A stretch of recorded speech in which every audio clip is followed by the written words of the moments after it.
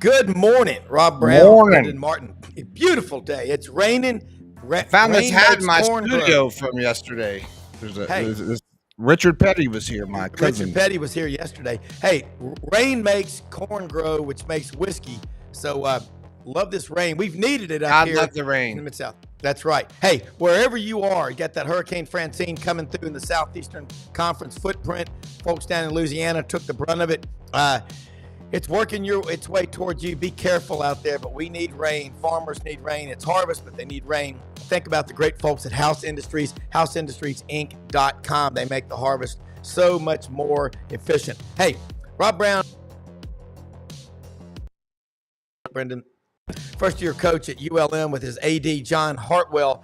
This guy's got a hell of a track record and is ascending. Already got the Warhawks off to a 2-0 record. Bo Carter, National Football Foundation out in Dallas, checks in as well. And Gary Harris from WVUA TV 23, Tide 100.9, checks in. Look, smash that subscribe button in the bottom right-hand corner. We are blessed every day to do this show, to have a great and growing audience. Tell your friends, your families, your neighbors, anyone about our show, live on Twitter, Facebook, YouTube, all over. And we got the best executive producer, Richard Petty, sometimes known as Brendan Martin. We'll be right back. Richard. Yeah, what you got to say? You got to get pen and paper. Get pen and paper handy, because we're going to take a lot of notes today. It's Coach's notes. Corner. Yeah. Coach's Corner. Here we go. There we go. That's right. Or Buddy Martin.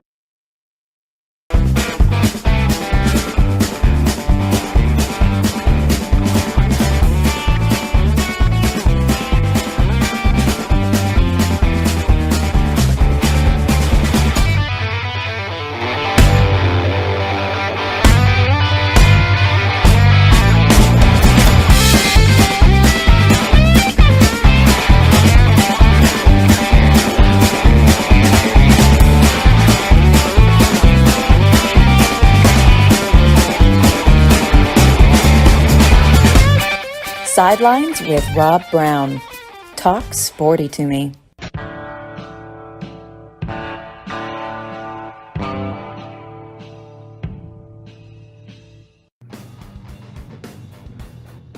Your mic's not on, Robert. Whoops about that. Here we go. There you go. Hey, we got Bo Carter, the esteemed National Football Foundation, longtime sports information director over in Mississippi. We got John Hartwell, AD at ULM, a proud native Mobilian. And Bryant, I'm going to tell you what, Bryant Vincent, glad to have you on here. John has talked about you. Are you from L.A.? I've been in L.A. for a lot of my years, lower Alabama. Yeah, those people we have mostly in the Southeast, but if they're foreigners, they would know that that's L.A., lower Alabama. Had a lot of fraternity brothers from Thomasville, Fairhope, Point Clear. Love that part of the state. Look, John Hartwell, I got to know him in late August of 2022 through friends in Birmingham. Absolutely love him. We're so lucky, blessed to have an athletic director come on the show every week who can provide knowledge like this. Having a football coach, it's hard to do. We had Ryan Silverfield from Memphis on a few months ago, and that when you can get a head football coach on, put the ball in their hands and let them go. Tell us your story about what you're doing at ULM, where you've been, and what the future looks like. I really spent around 27 years in the state of Alabama, from 4 years in Troy to 3 years at Spain to my first head coaching job at Greenville, rebuilding that program. Then Spanish Fort, you're talking that Fairhope area. Yeah. To building that program, to a state championship, to South Alabama, to getting them to the first two bowl games ever, then to UAB in 14 with Coach Clark, to resurrecting that, then them shutting it down. And really then going back to South, come back to UAB, and really made a run there, that's unprecedented, with winning over 50 games in 5 years, 3 West championships, 2 conference championships, to New Mexico, for 1 year, to now being at ULM, and we're just building it from the ground up, doing it the right way, relationships, building a culture, changing the mentality, growing the positive energy and momentum that's now really starting to surface in this city, in this town, and really on this university. Yeah, and that's what I love. And John, you talked about, I mean, you look at the coaches that you've already hired, instant ROI, return on investment. Talk about how you found Bryant. Well, here's the interesting thing: as many years as he spent in South Alabama, and obviously being a native too, and he spent 3 years at Charles Henderson High School, literally right across the street from the stadium at Troy. On the 231? Oh yeah. So we didn't know each other, but we knew each other, if you know what I mean. I mean, we knew a lot of people who vouched for each other back and forth. And so as we started this search, and there was a lot of interest, but Bryant popped up. I talked to some people that both of us, that are common friends, said, one, he's a hell of a football coach, a better person. And oh, by the way, knowing both of y'all would make a dynamic team. Yeah. And so these were people inside my circle of trust. And so, interviewed him, fairly early in the process. And I think I sent you a clip of an interview he did yesterday. We actually met in LA in Orange Beach at the DoubleTree Hotel in December. I literally think, and it was storming that day, I literally think we were the only people in the hotel. Had the penthouse suite. We were supposed to spend about 2 hours together. I think we spent about 4 hours together. Yeah. And, it's like, I've done this interview thing long enough. About 3 minutes in, if there's an instant click, and there was an instant click, and he nor I guess did anything to screw it up in the 3 hours and 57 minutes after that. And my first call, my wife is my sounding board, and I called her after I finished that interview, and I was going to do a couple more. I said, hey, I think I found my guy. And did another interview later on that afternoon. And I called him up. I called him, my president. I said, hey, Dr. Berry, I think I've got our guy. He fits everything that we want. And I called Bryant that night, and he's got a house there at Bear Point. You've been down there a few times. You know where that is. Love it. And I said, hey, I want you to be our coach. And man, he was over the top. And I said, one thing, I need you to, and he had flown in the day before, so he was exhausted. He had flown in from Albuquerque to come interview. And I said, well, hey, how about we spend 6 hours in the car together, driving from Orange Beach to Monroe. Our president wants to meet you, and the rest is history. I love that story. Bo Carter, being a sports information director, being in the Southwest Conference office, also being in the Big 12 office, and look, hiring a coach, that's as a football coach, it's the biggest decision I think you make as an AD. But jump in here. I know you've got some questions because football all over the country. Hey, I appreciate that. It was so good to see Coach Vincent. In fact, at the Conference USA Media Days 2 years ago, I asked him, he was named after Bear Bryant since he was from Glasgow, Kentucky. He said, no, it was a family name. But Bryant carries a good name in Alabama. John, I don't know if there's anyone in America that doesn't know Bo Carter. At SEC Media Days in Dallas in July, walking around with him was like walking around with Merv Griffin on Rodeo Drive back in the day in Hollywood. I mean, it's unbelievable. Coach, I know you're from Glasgow, Kentucky, but I'm just looking at your career. What you did, you were in Greenville, Alabama, and then you were down at Spanish Fort, right up there on the other side of the bridge, and you go to New Mexico for that 1 year. Look what you did. Talk about what you did with the offense, because it was a monumental shift. We came in there, and again, it happened so fast, and we're recruiting, and we're bringing our guys in, and we're, trying to build the offensive roster. And we were able to get in, I think, around 16 guys mid-year. We brought in 27 offensive players overall, but we were able to bring in a solid group. I felt like the culture and the confidence and the belief was what was missing. And we put in tremendous work. We got the kids to buy into each other, and to do it for each other and understanding that we've all got to fight it together. Thought we had tremendous growth, and really that first game, we opened up with Texas A&M, and people were going nuts because we were completing passes, and like we caught a pass. So I mean, they hadn't really been able to throw the ball at all. And Dylan Hopkins in 1 year is the second all-time leading passer in school history in one season.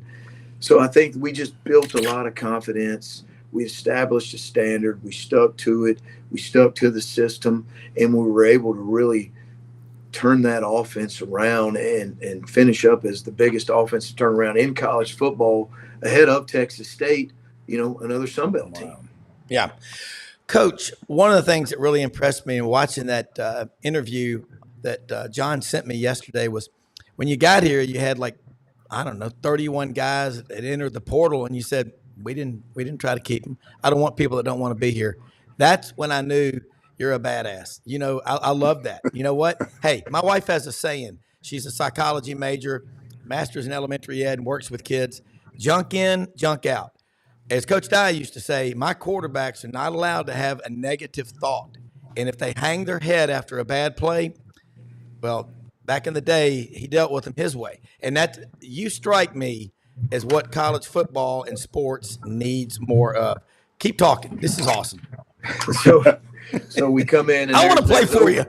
There's over 30 guys in the portal, and the experience of, I'm telling you, the Greenville experience of 2-8, 1-9, and going 10-3 year one, to Spanish Fort being 0-17 and going 4-6, 11-2, 11-3, 13-2, and winning it, to the South, to the UAB. Those experiences prepared me for this moment, and I was 100% comfortable in it. And how the type of kid that we were going to recruit here to ULM, he had to have certain qualities. He had to have certain characteristics. We wanted kids that love football, that are tough, that have a chip on their shoulder, that have something to prove day in, day out, because those guys are powerful, and we signed 18 captains. Of those 73 guys we brought in, 18 were team captains.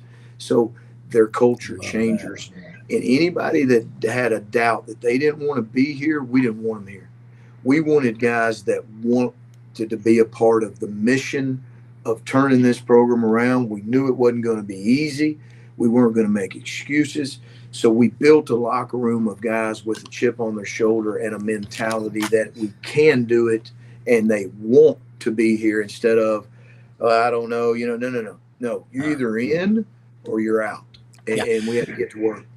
I got a friend who was an assistant coach with Lou Holtz at Notre Dame, and so he started a program at another school. He got a head coaching job, and he said Al Davis, the legendary owner of the Oakland Raiders, was on campus to evaluate at that time some big time players, and he said, "Mr. Davis, do you mind if I ask you some questions? I'm gonna be a head coach." He goes, "Youngster, go ahead."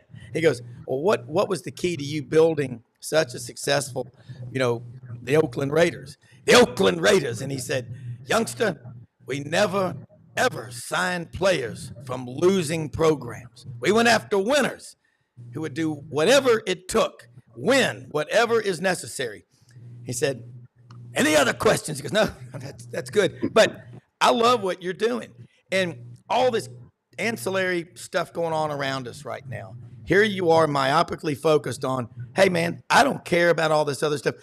Look, I grew up Southern Miss. God, you did not want to play those guys. You talk about an attitude. I mean, you got a full 60 out of those guys. You strike me in the same mold. You spend a lot of time in L.A. What's your recruiting base? 250, 300 miles? Is that what your local kids that they can never quit because they don't want to go home and be branded as a quitter? Sounds like it, because sounds like the kids you're bringing in are the same kind of people the Marine Corps goes after. We're not accepting applications, only commitments. I love it. You're pretty much spot on. And what we want to do here, we want to get kids, again, that want this mission, that embrace a small, mid-sized country fishing, hunting town, because that's what they're going to live in and that's what they're going to be. So they fit in Monroe, this region, this area. Guys that are tough, guys that again have a chip, guys that embrace discipline. They understand discipline and why, and accountability. But guys that play with a purpose and a passion that's just not seen. Jake Godfrey, I'll give you an example, is a 5'8", 170-pound kid. He power cleans 330. He benches 315. He's got a 42-inch vertical. His dad was a Marine. And that joker you've got to kill him to beat him. And where's he from? Spanish Fort, Alabama. Right there where the Bass Pro is. Hey, Coach, we go down to Orange Beach a lot. Stay at Bella Luna, across from the Floribama, and eat a few oysters. And they got rid of the grouper fingers, dadgummit. But I just love that area. John knows it. Will Johnson, our mutual friend from Mobile. If it's been frozen, it's not really seafood. But I'm with you. I live in Memphis. We're the largest small town in America. We got a hunting camp right outside of Memphis, hunting, fishing year round. That's the culture, man. Tell me about some of your star. I know you got to get going. You're on a schedule, but before you go, tell us about some of your players right now that are your leaders. 17 captains you brought in. I mean, what a start. If you look defensively, we've got several guys that really emerged. One of them that stands out is Carl Glass. He's from this area. He's from the Monroe area at will linebacker. So he's been here. And January, February, March, he's been a tremendous leader. Elijah Fisher at left guard, who has been here 3 years, is embraced it. Because when you've had your eyes beat out, and you've seen what the other side looks like, you don't want to go back there, and you want to do everything that you can to prevent that from ever happening. So those guys have been tremendous leaders. Carlin Viggers, David Gotsey, Traver Randall, Wyatt Williams, Dan Knutson. You go to Carter Miller at center, our right guard. Jay Mickle has done a tremendous job. General Booty, even Hunter Herring, has been a tremendous leader, local kid around here. So we've had a lot of guys, and it's growing. It's really growing. And when you have a moment like we had Saturday against UAB, all it does, it fills the tank up even more, and it opens the door for the growth of more leadership, of more, talent, of discipline, of accountability, because if the players will now truly own it and be a player-driven team, that usually doesn't happen till year 2 or year 3, and we can speed this process up. We can speed this process up. So, those guys have played a big role. Hey, Coach. Bo, jump in here. Well, I want to ask a question, Coach. Brendan Martin. Sometimes I press the buttons, and sometimes I wear funny hats, and sometimes I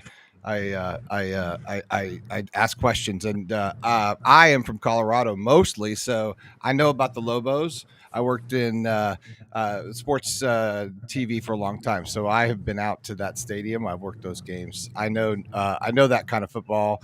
I know there's a big difference than where you are now than where you came from in that aspect. I was just reading your bio last night and just talking about to Rob this morning, and I said, what's the major difference, as far as now and NIL and the transfer portal? We talk about having to dial it back coaching style now. You don't kind of want to, maybe not lose a star or whatever. But, that's a fine line to sort of walk on, right? You don't want to play that game, right? It's like a parent being held hostage by a kid. I understand that. But do you feel like, you've had to alter some of that and not necessarily with this team, but just the metamorphosis of what it's like for your coaching style from maybe 10 years ago of what you learned to now? Because sports TV didn't used to be like it is now. They used to smoke cigarettes in the truck and do the game. We've come a long way since then too. So I just sort of we don't talk to a lot of head coaches of big programs, and I just didn't want to miss the opportunity to ask that question. Great question. I think that's a great question, and we're not going to cater to any stars. Honest, we're not going to cater to any stars. We signed the number 1 D tackle in the country in junior college in Jaden Hamlin. We signed the player of the year at Billy Pullen, Mississippi Junior College. We signed a lot of great players. I'm up front with them and honest with them from day one. I said, look, I'm about discipline. I'm about toughness. I'm gonna be real with you. When you're wrong, I'm gonna call you out. When you're right, I'm gonna praise you. I'm old school. I'm about doing things. You're 5 minutes early. We finish everything we do. If it ain't right, I'm going to call you out. We're going to go to study hall. We're going to go to class. We're going to have high GPA. We had a 2.8 last semester, and I get the NIL deal, and I get all that, and we want to help our kids with NIL, and we want to do everything we can to help our players. But I will not bend for what's right and for what's wrong. We're going to do what's right. We're going to be tough, rugged. Nobody's above the team. I don't care how many stars they've got or what their name is, because then you break down the team and you break down the chemistry and you really break down what this sport's all about, in my opinion. Just a follow up. What's the major difference then being in New Mexico? Because I know people have to understand they still love their football. I mean, it's a smaller, demo, but there are the hardcores out there. I mean, look, you have to understand, I've done Air Force games, I've done, Cowboys games. I mean, I did it for years and years, so I really do know that brand is, and I don't think America's been introduced to it as much, as I think we're seeing sort of this spreading out with, that's what we say the NIL is sort of like leveling the playing field to guys who don't want to sit in 3rd and 4th spots and want to start and they want to go to these other programs. So I just was like, is there a major difference to you as far as like the culture of college football in New Mexico to here, and just can you comment on that? Absolutely. I think the culture is, New Mexico, they love their Lobos, and there's some pride and there's some tradition in that program. There really, especially in the Rocky Long days. But in this region of football in the South, in our Northeast Louisiana, in the state of Louisiana, you're surrounded by a ton of major talent. In the state of Louisiana alone, and then you've got Texas, you've got Mississippi, Alabama, Florida. I just think that this region of talent, there's an abundance of a ton of players that fit our culture and our criteria and what we're looking for compared to where we were out in Albuquerque. It was night and day. I think the last 3 years, we did a study. The last 3 years, there was an average of 3 to 4 Division I players coming out of the entire state of New Mexico. Wow. Where there's over 200 Division I players in the state of Louisiana. So I think just how is that athlete different, Coach? Like, we talk about it here in Florida. Like we say, you're going to go down to Pahokee and, we're going to get the guys that are, in the muck, it's like, but it matters, right? So like you're recruiting from a different part of the country. It's, altitude's different, culture's different, everything, training's different, everything's different out West. I just think people kind of miss that out in the South because I've had, both lenses, and I just didn't know like that athlete that you're recruiting, is a different athlete, right? I mean, in a lot of sense, not better or worse. There's some great players in Albuquerque. Sure. I can't name them right now because they're still in high school, but there's been some really great players come out of New Mexico. There really is. But if you're just looking at, there's 2 million people in the entire state of New Mexico, and a million of them live in Albuquerque. So if you're just looking at our state, if we can just do a great job in our state alone, then we can fill a college roster, instead of having to travel to all the other states. That's a great perspective. Bo, you hear what he just said about, and God, that was cool insight really from smart. Brendan. Because I've got a friend, Tim Horton, who's the running backs coach, and John's friends with him too. I've known him for 10 years. What a just morally squared away. He is physically fit, mentally alert, and morally straight. I absolutely love him. And his father recruited and coached one of my best friends, like a big brother to me, Tommy Christenberry. Love this guy. And you never forget these coaches that put a foot up, that pushed you real hard. and kept you going. John, you remember your days at the Citadel. I got a brother-in-law who's a gunnery sergeant in the Marine Corps, 7 combat tours. He's as mellow as Willie Nelson on Valium until you get to a point. Bo Carter, jump in here with Coach. Start writing this stuff down. Yeah, this is great stuff. And I can't thank you enough for taking time. We don't get many head coaches. Bo Carter, jump in here because you get to talk to all of them. I know Coach Vincent's on time. John and Coach Vincent. I know John Hartwell didn't do this to you, but how about the opportunity to go play Texas? Opportunity, I say. Are you going to show them the NIU Notre Dame tape from last week? Hopefully.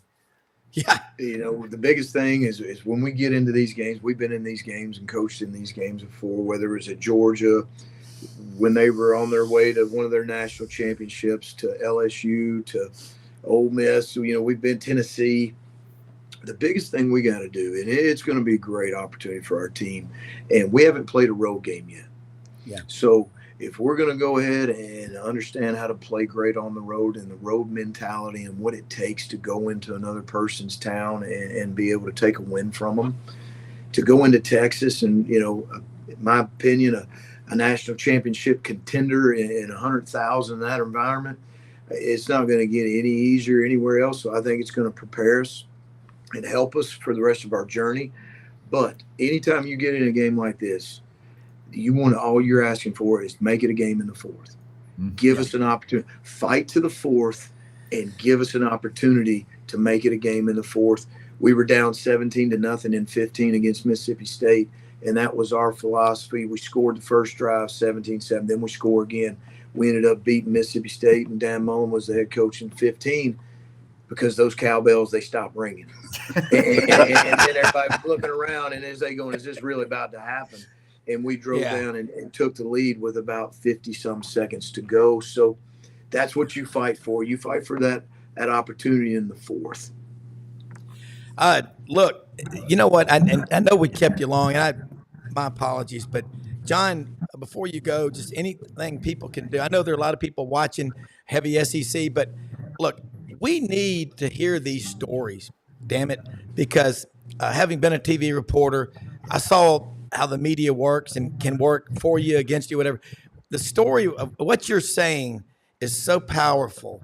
And again, John knows the honor code at the Citadel. Nobody is above the law. Nobody is treated any different than anybody else. It's how you build team unity. And every great coach I've ever listened to said, we may not be the most talented team in America, the fastest, the strongest, but by God, we'll be the most get after your ass for 60 minutes and fight you and scratch and claw and never give up. If you knock us down, we'll get back up. I grew up watching the old Eddie Robinson show Sunday mornings at 10 o'clock on Channel 3 in Memphis. Football teaches the lessons of life, young man. You get knocked down, you get back up. You get knocked down, you get back up. You get knocked down, you get back up. When you quit getting up, you're done. So don't ever. So find excuses to win. John, close us out with you hit the lottery on this guy, by the way. Thank you so much. You're welcome anytime on the show. It's an honor to have you on here because I know I have an idea of how hard you have to work. And John, a lot of times I don't talk to John until 10 or 11 o'clock at night. He goes, I'm about to head home. I can't imagine what a coach is doing. Yeah, I would say this, the fact we're off to a 2-0 start is great. Yeah. The way we were able to dominate UAB on Saturday in all 3 phases of the game, has earned some well-deserved national attention for Coach Vincent and staff. But this didn't start at the beginning of August practice. When they got here, when he and his staff got here in December, they rolled up their sleeves. They went to work. They knew what it was going to be. And quite frankly, the young men on our team, and as he said, 73 out of the 120 weren't even here last year. But they started in December setting expectations, instilling the discipline and the character and the accountability, in 6 a.m. workouts. So when we face situations that are tough, you talk about military experiences and things like that, about adversity builds character. They started character building at 6 a.m. early in January. And so, this is not a surprise to the folks internally. It's early in the season. We got a lot of work to do. And guess what? Yeah. catching UAB maybe by a little bit of surprise. I promise you, folks are going to have their chin straps buttoned up, playing us the rest of the way. But I'm confident in what Coach Vincent and his staff and the young men on our team are doing. So,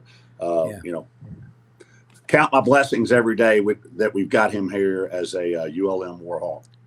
Hey, Coach, if you get a chance, I don't know if you know Kevin Steele. That's one of my favorite coaches. And we have Coach Ellis Johnson on here on Mondays now, breaking down the games. Coach Steele, before Auburn was playing a couple of years ago in a game, the term adversity was brought up. And I can't repeat verbatim what he said because we have women and children watching. But he just said, be their adversity. He goes, I want them waking up. I want their offensive linemen waking up at 3 a.m. with nightmares about that pass rush and that edge rush. He goes, we don't wait for them to bring it to us. We bring it to them. You are a young coach with a great athletic director. Please come back on with us. Tell people how they can reach out, follow you, support you. You got to hear these stories because this is what America is. Horatio Alger, okay? Dadgummit, overcoming the odds. The American way is I may not have the most talent, but I can outwork your ass, and I'll play a full 60. Sign me up, man. Thank you, John, for bringing on Coach. Rob, were your kids always mad at you because you just never left the party, or how does that work for you? I just get excited. I get excited about. My God, you can't say goodbye to save your life. You're gonna have to learn the Irish goodbye, my friend. Yeah, I love it though. But let them know how they can follow you. Hey, and number one, thanks for having us on. I appreciate you, Rob. Thank you, guys. You can follow me at Twitter at Bryant Vincent 44. At Bryant Vincent 44, and really ULM football, ULM Warhawks. Follow us. We're trying to build an army, and it's slowly coming together. And we want to build an army of fans, an army of supporters, and the power's in the people. And when we get them all together, which is what's happening in our town right now, and former players, then we can have success. And it's on its way. We've got a long way to go, but we're excited where we're going. Well. It's going to be a fun journey. I can promise you that. Coach. Thank you, Coach. Thank you, John. Appreciate you. Good luck, guys. Thank y'all. Okay. Good luck. You bet. Appreciate it. Thanks.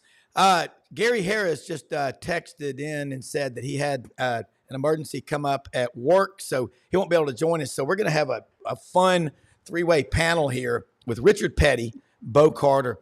It's Junior. Boy, when you hear head coaches. And I love Brendan's take. I mean, I've never been to a game in New Mexico, and Brendan's covered those games out west. Bo, you have too. No, listen, you guys never seen. You want to talk about the Lobos? Yeah, the Pit. See some basketball at the Pit. At the Pit. Isn't that called the Pit? Yeah. My first big game is I did slow motion replay for years. So every time, rewind it, play it back, run all those tape decks. And I worked in the tape room of TV trucks for, I don't know, over a decade. And my first big game, stepping up from that to what they call EVS operator, the Elvis, is the guy who gal runs the tape room, ingests all of those clips. And then, you see the rollouts going to break, and there's like cheerleader and kid drinking and then 3-pointer. Oh, yeah. You see all that. And then you see the highlight reels and all that color and everything. Well, that all comes from somebody who's editing on the fly on this machine called the EVS operator. It's equivalent to being an air traffic controller, because you're the one that's sending it live and pushing it back down to studio. And so you're the go-between with all the footage. And it's a really stressful job. And I did it for a while. And my first time doing that was in the Pit. So wow, and it was cold, and it's cold, and that's that dry cold in New Mexico. Mm-hmm. Albuquerque's is not a great city. It's a very, very uncomfortable town.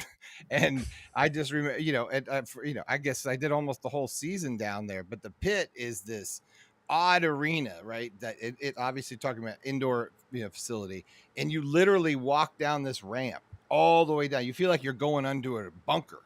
And then you get you're halfway underground, and then you kind of come out, go through these doors, and then there's this big arena. It feels like NORAD, which is built in the Cheyenne Mountains right around there. So it's a tough place to win.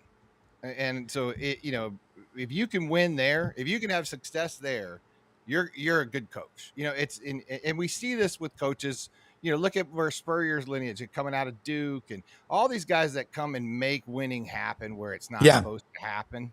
Like, that's what you obviously look for. I mean, I'm not being like, sharing any sort of insight here, but I'm just saying, look at him right now. He comes out of the Sun Belt. Billy Napier was, from this, thing. So Bo, we haven't talked to you in a while, and I want to know what your take is, because you're like the quiet genius and all this stuff who's had more experience than anyone put together.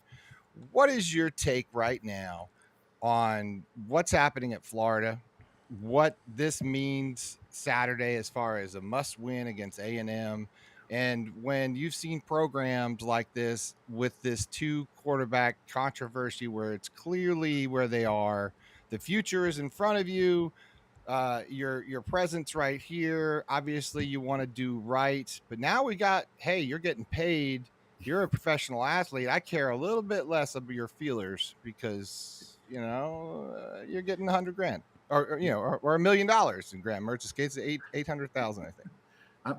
I'm just thinking it might be time to bring in the old ball coaches and offensive analysts. Spurrier's always on the outside. Have you heard there's been some controversy on who called the first game? Yeah. And who called the second game as far as offensive coordinator. So there's not confirmed, but Billy Napier called one game and what's his name called the other? I'll look it up. But that was anyway, sorry, Bo. Go ahead. No, that's okay. Boy, A&M needs to, of course, they played Notre Dame off its feet and then had to played McNeese State last week. So both these teams are sort of in the developmental stages. So this is a major, they've only played 6 times in history because of partly SEC scheduling and then just never, I think they played a couple of times. They played in the Sun Bowl one year, but it's, this is not a long rivalry, but it'll be very bitter when these teams battle it out Saturday. Well, Texas A&M. What do you think? Sorry, what do you think about the quarterback situation? What do you think about programs that have gone through this before? We talked about it last night with Chris Leak, Tim Tebow, obviously, but we've seen this in almost every major program. Yep. What do you do if you're Billy Napier? Yeah, that's a great question. We used to, Rob's heard this expression before, when you have 2 quarterbacks, you have no quarterbacks. It's sort of a kind of a, who goes. SMU's been trying it for its first 3 games and finally just took the sophomore over the 5-star guy, Preston Stone, and said he will start next week against TCU. So you have to make some tough decisions, but it's just I don't. Some of it has to depend. You want an option quarterback or a drop back guy, or so some of it depends on the situation. But boy, it's I'm like you, like both y'all. It's just hard to decide who comes in what series or what happens when the other team blitzes your drop back guy every play. It's just it's a tough decision to have to make. Well, I mean, you're talking about this, and we have talked about it a lot. When you got 2 quarterbacks, and you look at the situation at Auburn with Peyton Thorne, they're going to have to do something. Hugh Freeze is 7-8. He's not in danger of losing his job. That's absurd. And he's recruiting at an elite level, like that Auburn has to recruit to get out of football hell, to get up on a level with Georgia and Alabama to compete with them, just to compete with them, because those are the premier programs in all of college football. Texas looks pretty good. Let me ask you this. I watched, we all did, Texas go up there and put a smack down 31-12 in the big house. Of course, Michigan, they're not the defending national champion. They're the reigning national champion, and they ain't going to win it this year. The Fighting Harbaughs are a different team. Is the SEC ready for Texas and the Texas Longhorn hype machine and their top booster, Foghorn Longhorn? That's not official, by the way. It's not breaking news, if anyone's wondering. Foghorn is not opening up his wallet. No, and Texas and Oklahoma State have Texas and Oklahoma have a pretty tough road to hold this year, Rob. We were just on. Oklahoma almost lost to Houston last week, and this is now a Big 12 team. But it's going to be.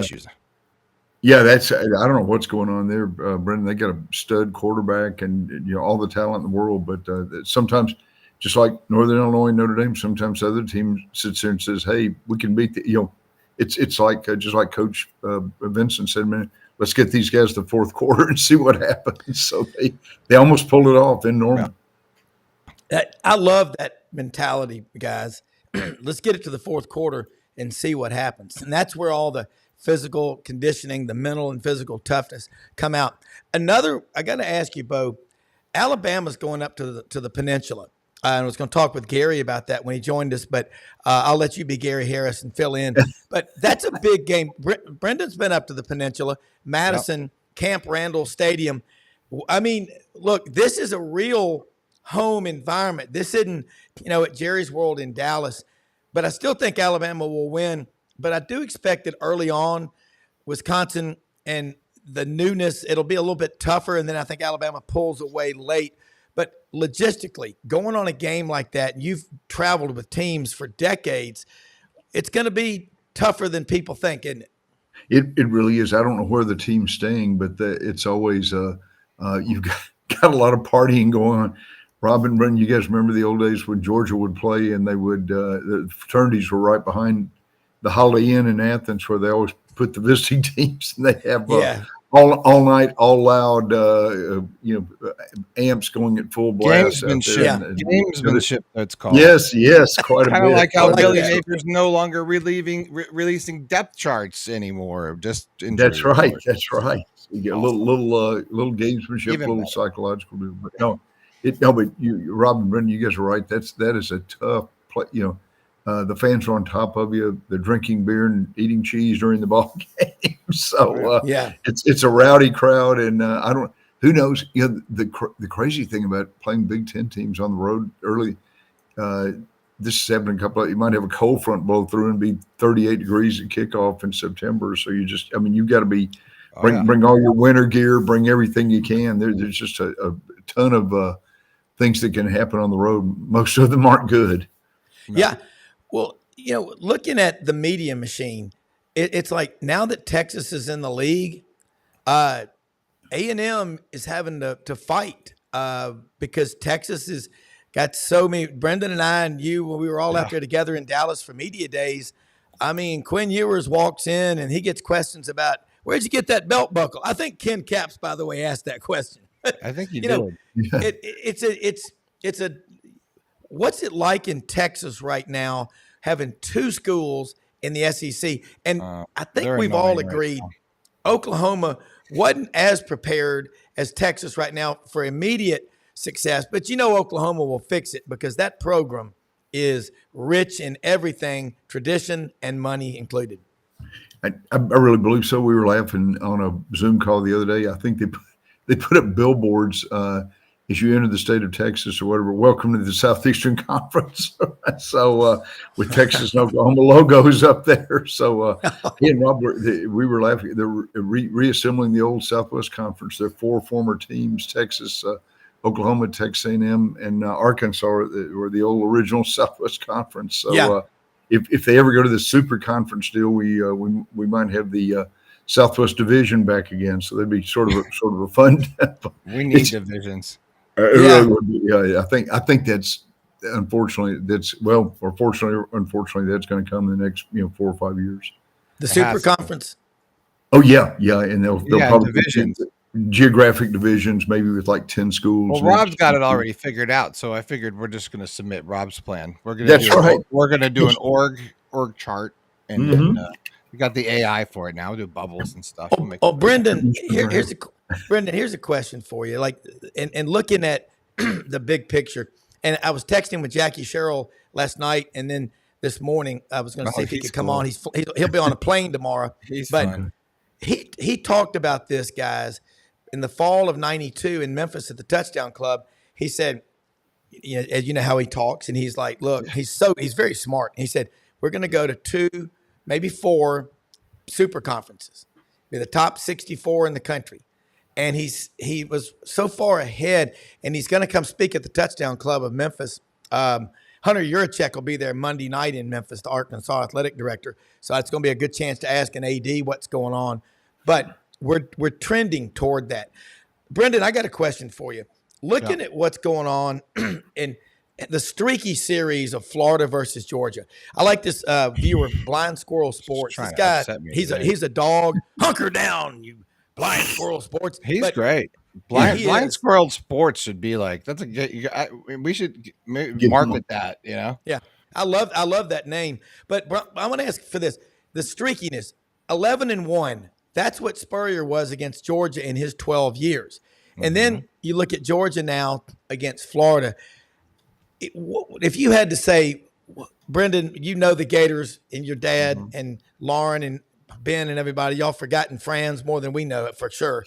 But who is Florida's number one most hated rival? Is it pretty obvious question here? But who is it? Florida State. Yeah. Oh, I won't even date a girl that's from Florida State, and I'm serious about it. Like I'm on these dating apps, and I'll meet a girl and I'll be like, "Oh yeah, that's great." Blah, blah, blah. "Oh yeah, you're cool. You're awesome. This is really great." Da, da, da, da. "Where'd you go to school?" "Oh yeah, Florida State." I'm like, That's click. Well, ghost. I Irish goodbye that conversation immediately, and I usually say, hey, "Go Gators," let it simmer, and then I block them. That's how it works. Well, if you think about it, and you just look at how it works, when Tony Barnhart's on here, and Tony's a Georgia grad, but obviously he's Mr. College Football. He covers the big picture. I just think, and it's funny with Georgia. You ask Jordan Hill, he breaks Georgia's rivals down into regions of the state. He says North Georgia, it's Tennessee. Northeast Georgia, it might be South Carolina or Clemson. In Atlanta, in some areas, it could be Georgia Tech. Southwest Georgia, it's Auburn. South Georgia, it's Florida.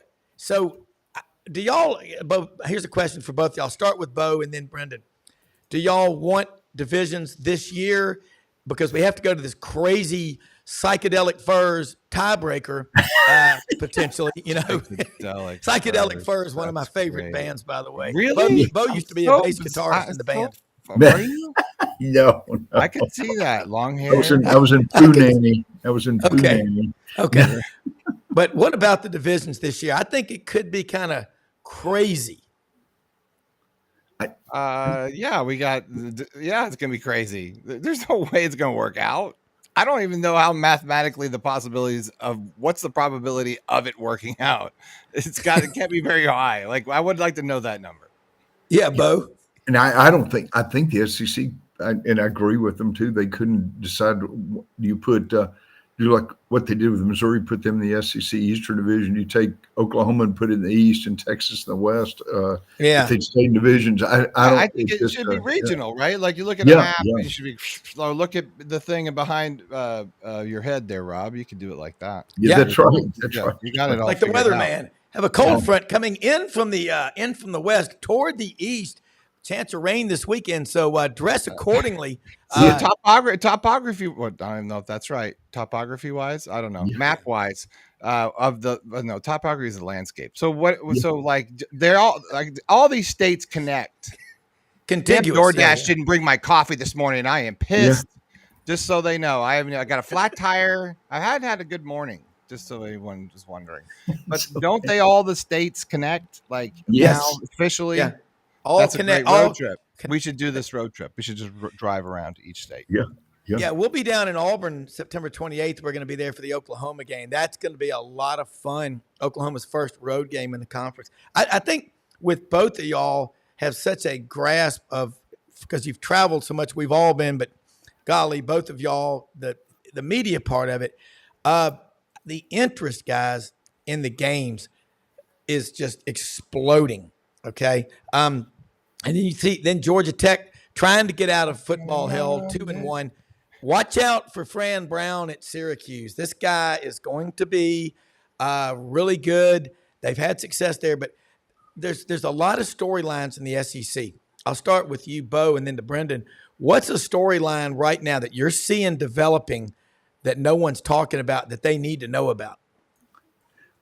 Well, like you said, there's still a lot of speculation about some college football reporters projecting the 12 college football playoff teams after week 2 of the season, or week 2 or week 3, depending on how you look. One guy's doing the Super Bowl right now. Oh, I know. Oh my gosh!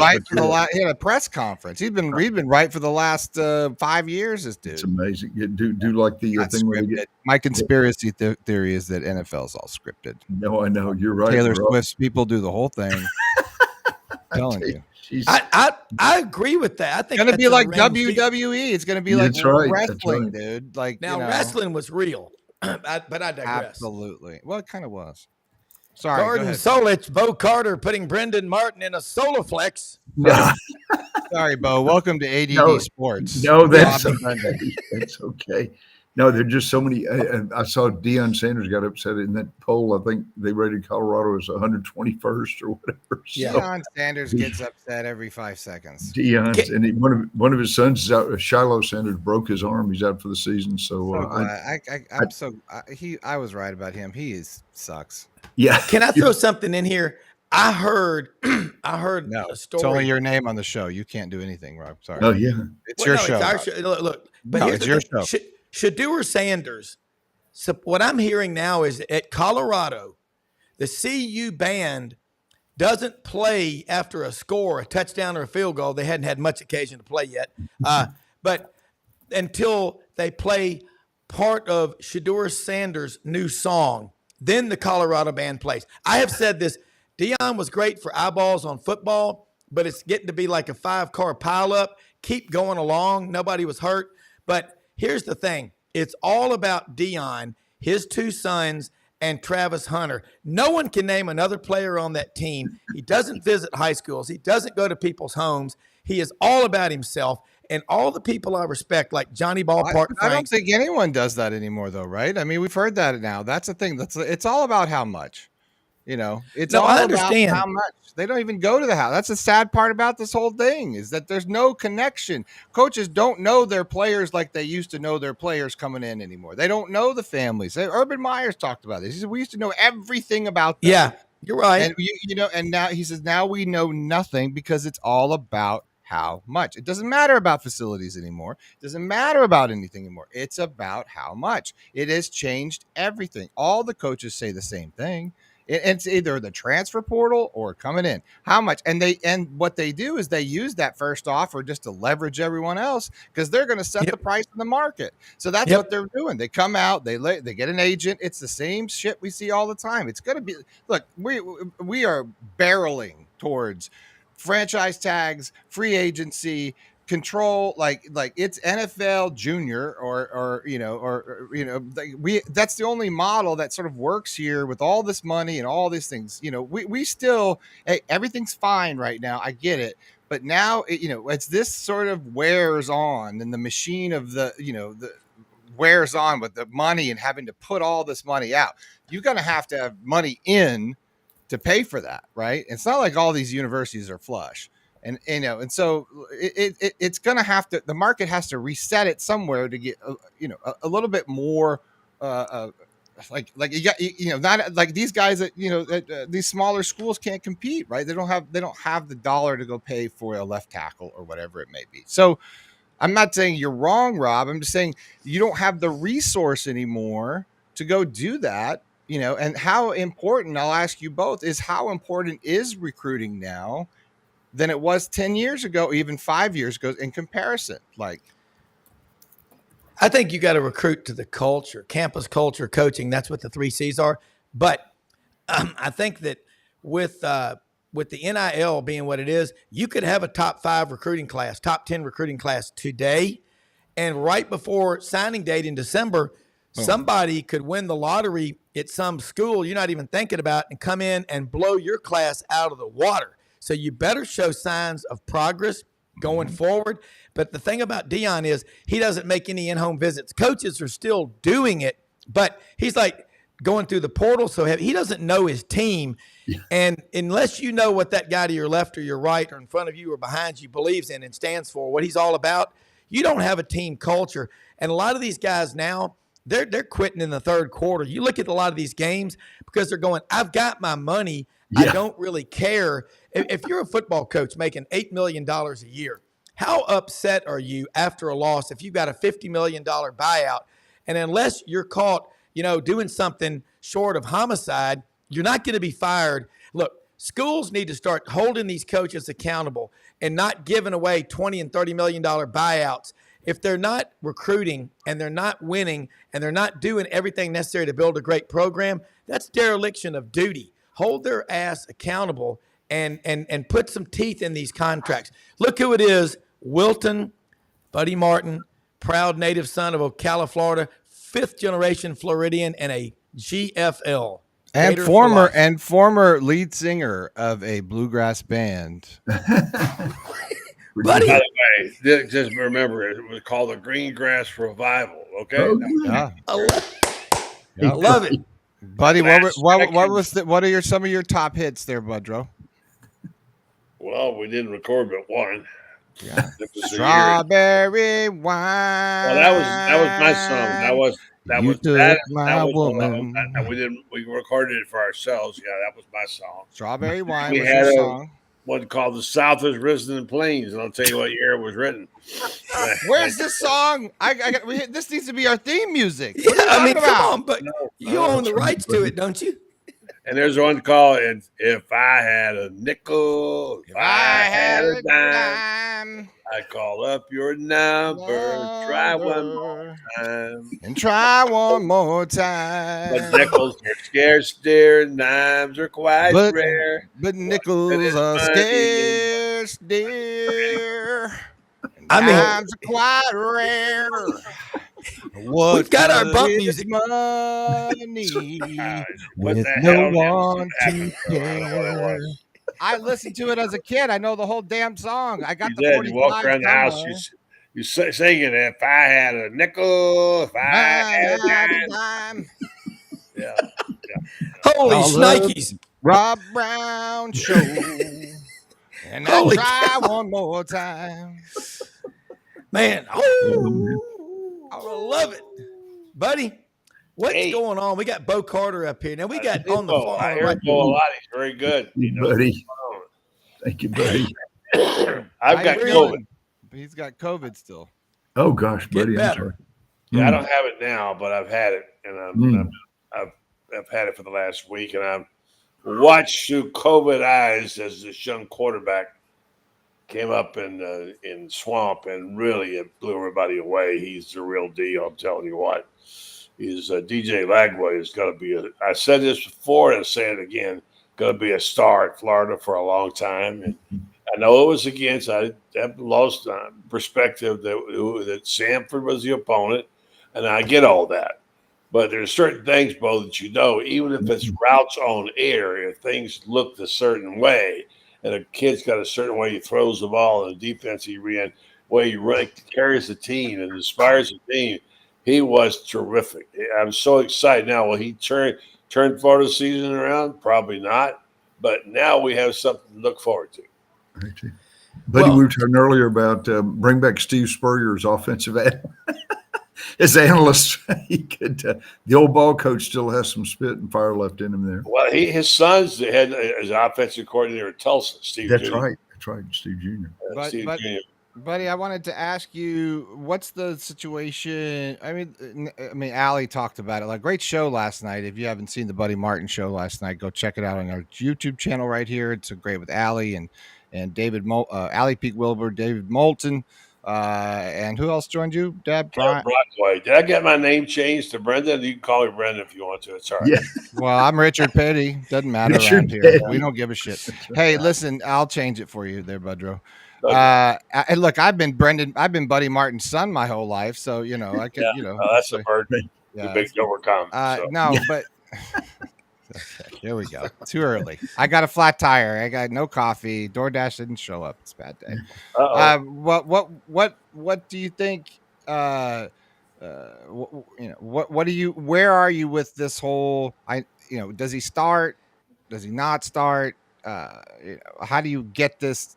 How do you keep the respect to your team and start? Clearly, he's better than Graham Mertz is right now. It doesn't matter. I don't think there's a comparison athletically. He throws. I mean, I was watching the pass today. I downloaded it today somewhere, but he throws that ball in the numbers. I mean, it to a Badger.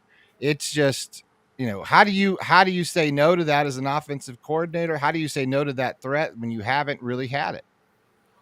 Well, you don't want to admit to it, but it is a quarterback controversy because the Gator fans are going to make it that.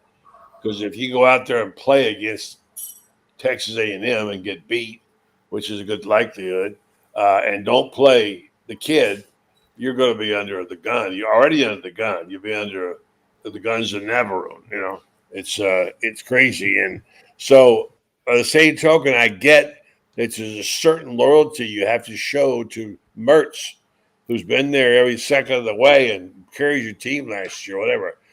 I'll give you the rest. There is a story I know about quarterback controversies. Bo, I'm sure you've seen a few thousand. I know you have, Rob, etc. And you always got one. One of the classics for me was the year John Elway became a Bronco. I remember that. Yeah. The quarterback was Steve DeBerg, the well-traveled Steve DeBerg, who played for seasoned veteran. 23 years in the NFL. Yeah. George Blanda had nothing on him. He started for Tampa. He was starting in Denver, and he was the starting quarterback whenever he was brought in, when Elway was brought in. And it was you talk about frenzy. Everything that happened every time Elway even scratched his nose, it was a story.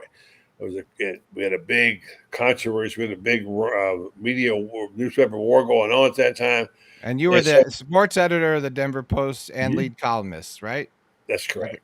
Well, I wouldn't say lead because Woody Page and I kind of shared the honor. So we both did. So anyway, so it got down to week 3 or 3.5 of the quarterback controversy, and we happened to catch DeBerg, excuse me,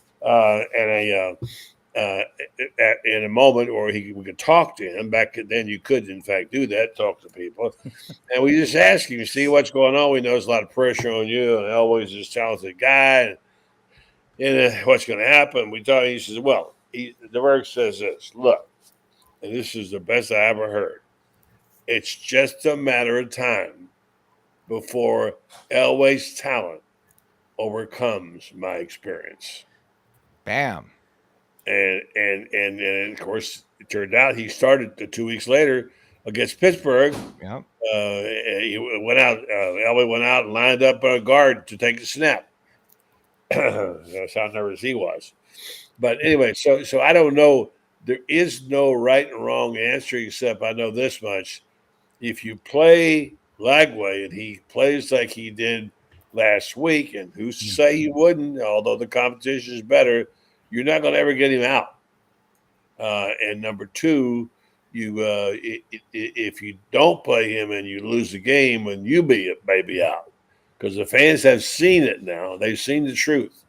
This kid is a special player. He made a throw.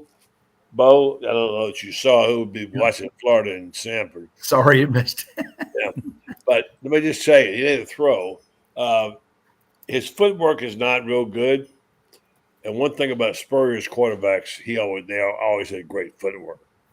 But Lagway took the snap, stepped up into the pocket, and released the ball around his ear on a dead rope to the end zone, and right above the defender's head. Yeah. And Mizell scored a touchdown. Shane Matthews said it was the greatest show he'd ever seen in the swamp. Shane Matthews said, okay. Yeah. So that tells you the kind of okay. So it wasn't Miami, it wasn't Georgia, it wasn't Alabama, but the way he threw the football commanded the huddle. And plus he's a terrific runner and he can make yards. So it's going to be really interesting, exciting. You better not get this one wrong. Well, looking at the quarterback in the SEC, look at Nico Iamaleava at Tennessee. These are freakish, 6'6". Probably he's up now. He's probably gained 10 or 15 pounds from last year.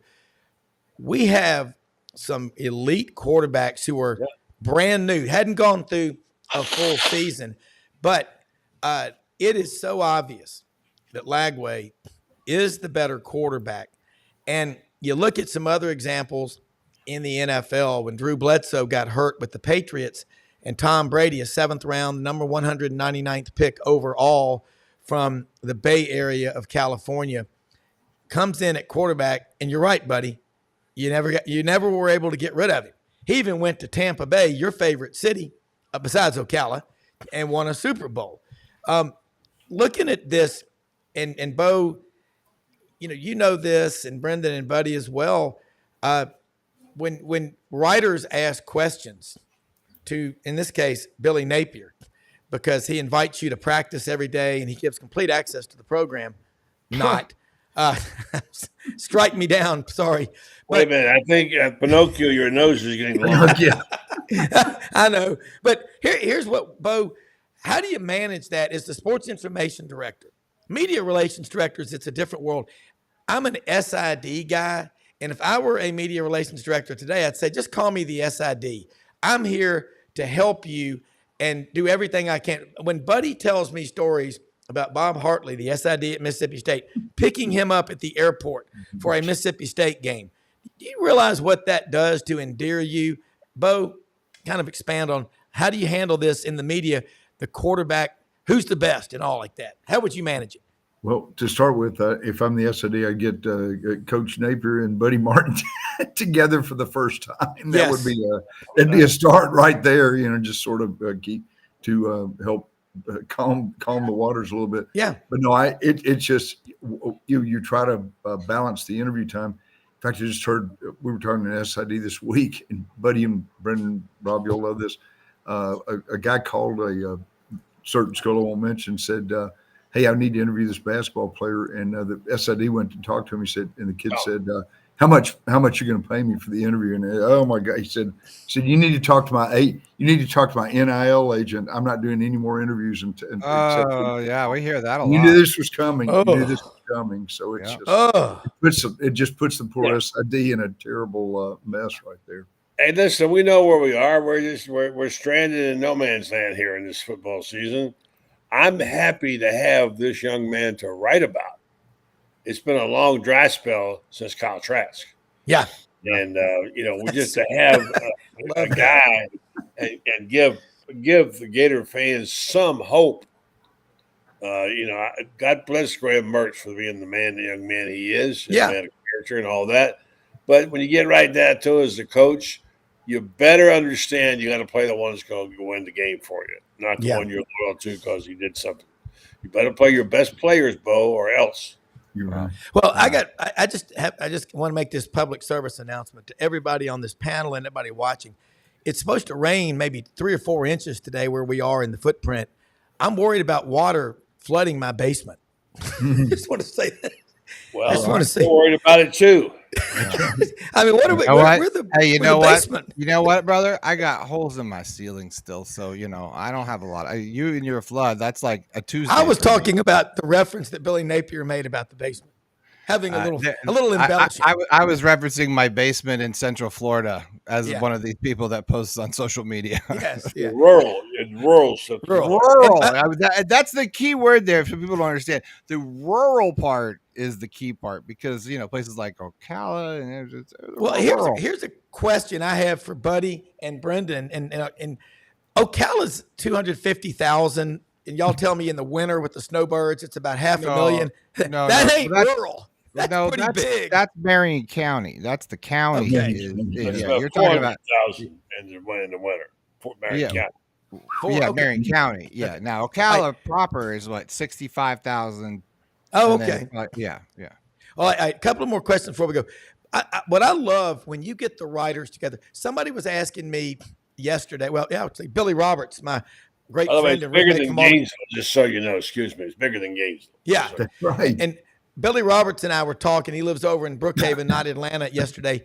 And, of course, his father's from Key West, a Gator, and then there's 13 Auburn grads in the family. But we've always followed the Gators. And, you think about what is happening in college football and the interest in the game, buddy.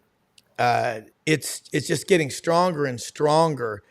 Wouldn't it be wise for a coach like Billy Napier to say, go to Buddy Martin, who has earned that respect? You're not given anything. You've earned it for the Florida Gator Kingdom, as Brendan talks about. And I've learned a lot about what y'all have done building this culture. And this is a community. It's a family on this show. Why? And Bo, you be Henry Kissinger and make that happen. Well, let me just say before Bo put pressure on Bo, that ship has sailed. Yeah. With us we don't pine away for Billy Napier to do an interview with us. Yeah. We tell what we need to tell from him by his press conferences. I quit going to his press conferences because there actually been times when I've gone up there, and first of all, I don't hear anything I want to write, and secondly, don't get called on for a question. So I you know, why would I want to spend half a day driving to Gainesville where I might or may not get a question in? So I write what I see, and I write what I hear other people say. I listen to his interviews, and I do the best job I can do. If he doesn't choose to, whoever, bring me into the deal, that's up to him. Now, I asked a very prominent, very, very prominent former coach, whose name you might figure out. I said, now, I don't know what to do here, why he does it this way. I've done nothing but show up for his press conferences, what right with respect about him, try to be knowledgeable of what I talk about, and yet he doesn't seem to want to talk to me or other people. And he said to me, because that's how Nick Saban did it. Oh. And he's doing it like Nick Saban. And I said, well, he sure as hell ain't no Nick Saban, that's for sure. Yeah. Bo? No, I agree with Buddy too. It's just hey, Buddy, I guess it could be worse. It could be like some of the writers in the Denver area that have been banned. They will not, Deion will not allow him to. And then the other day, he refused to take a question from one guy. He said, that lady asked the question first. My mom taught me always to let ladies go first. Oh my God. So, my gosh, at least you don't have to deal with that every day, Buddy. That's good. Yeah. That's and, good. and by the way, I give Deion full props for being a special kind of coach, but he's not winning. And the second thing is, let's not forget, Deion's the guy who not only doused Tim McCarver after the World Series, but tried to humiliate him. Oh, yeah. Tim McCarver, you're a Memphis guy, Rob. Yeah. Wait a minute now, buddy. Buddy, you were a big Deion guy. You're going back on your man now? I thought you were like this. You loved Deion. Hold on. Don't call me a big Deion man. I said I was impressed with some of the things that he did, and I was, and he's a great recruiting tool. Now, in the end, doesn't matter. Let's see how many games he wins, and right now he's not winning. He better turn it around, or he'll be gone. So that's just how it is. Yeah. Listen, you talk about my friends in Denver and Boulder. I've talked to them; they're disgusted beyond belief. Really? Yeah, and that's the thing about it. Being I'm serious. Like, what? Why? Because I mean, there were so many people that really did like him in the beginning. What's the major change? It's only been a season. I mean, well, first of all, he's a lightning rod, and by the way, some of the things written about him were not true. Mm-hmm. And they put out this yesterday that there was a rumor going around that whenever Shedeur scored a touchdown, they didn't play the team song; they played the own personal song, and the school said that is not true. Mm-hmm. So you got to be careful of what you read, because People's Republic of Boulder, yeah, I'm sure.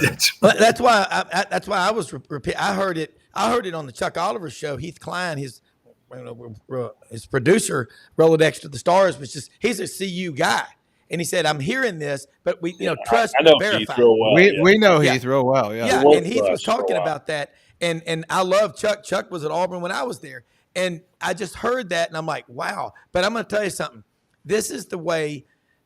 I don't hate Deion. I don't hate anybody. That's not a virtue. That's not right. I'm saying I don't like it when it's all about the coach and it's about the team culture. But y'all know Boulder very well.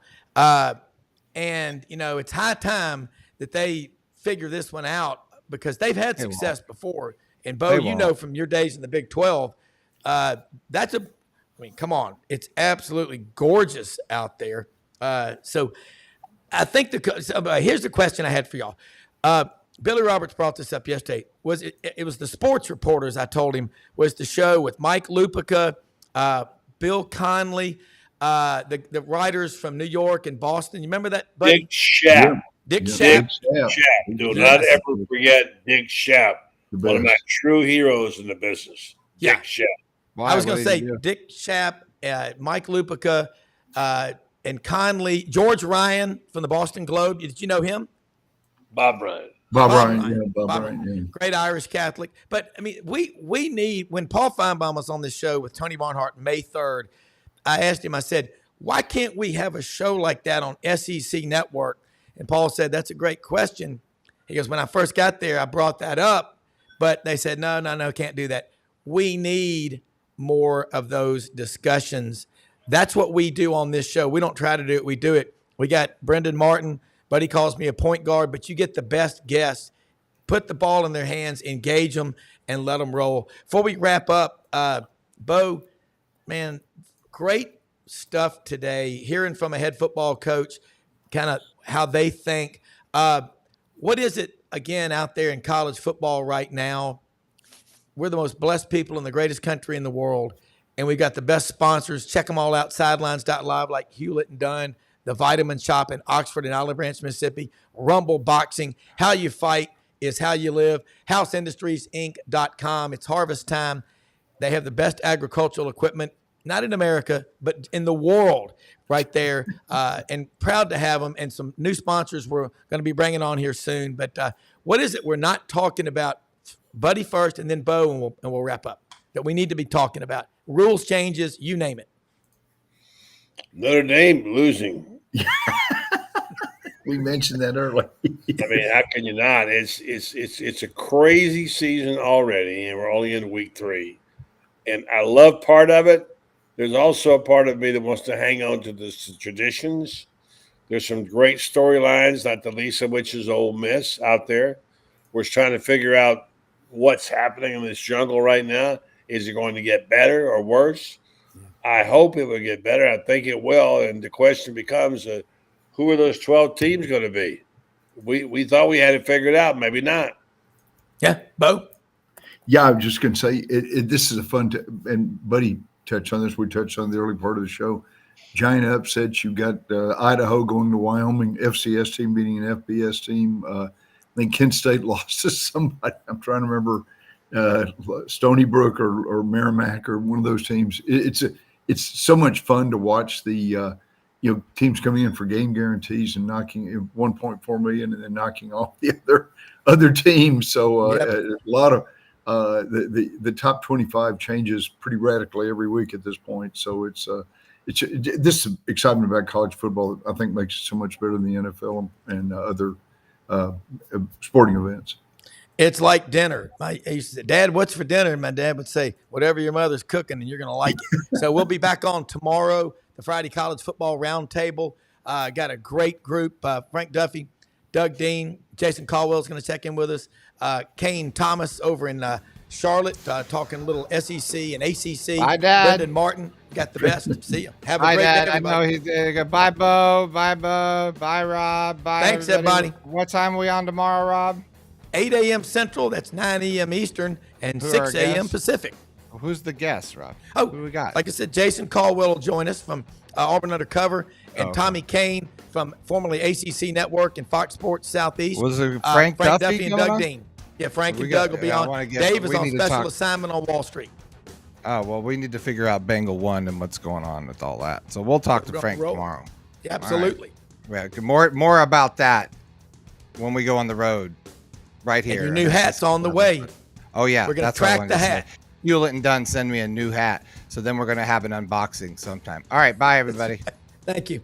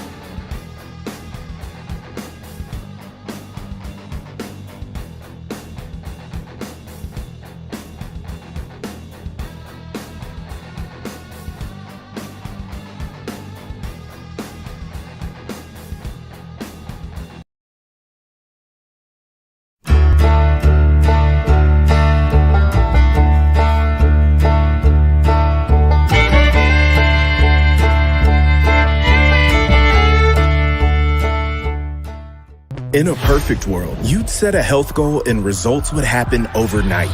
In this world, the real world, it takes time, dedication, and the right support to achieve your best self. The Vitamin Shop's health enthusiasts are here to make sure you're not wasting a single moment on the wrong supplements. From the highest quality sports nutrition and superfoods to the most sought after trends, you'll find a huge variety of science-backed solutions for every goal, and the people to help guide you along the path to greatness.